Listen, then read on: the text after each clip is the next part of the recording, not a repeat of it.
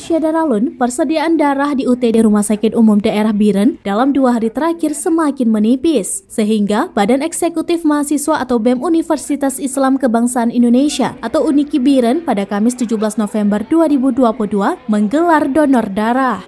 Dalam kegiatan dilaksanakan bersama UTD RSUD Biren dan Kodim 0111 Biren ini, panitia memperoleh sebanyak 65 kantong darah.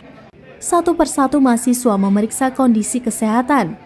Bagi yang bisa melakukan donor langsung dicatatkan dan menunggu giliran.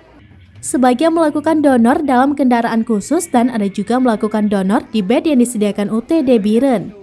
Kamarudin SPD MM selaku panitia dan didampingi Ketua BEM UNIKI, Muhammad Mutakin mengatakan 2 hari lalu ada dosen yang harus diopname di rumah sakit dan membutuhkan darah.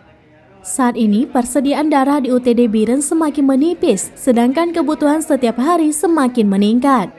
Ketua BEM UNIKI Muhammad Mutakin menambahkan, para pendonor umumnya mahasiswa serta sejumlah anggota TNI dari jajaran Kodim 011 Biren serta masyarakat umum.